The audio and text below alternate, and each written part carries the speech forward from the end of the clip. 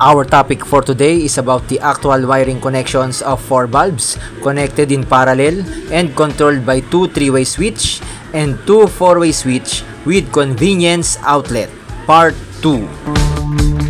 And this will be the arrangement of lights, electrical boxes, conduits, switches, and other devices.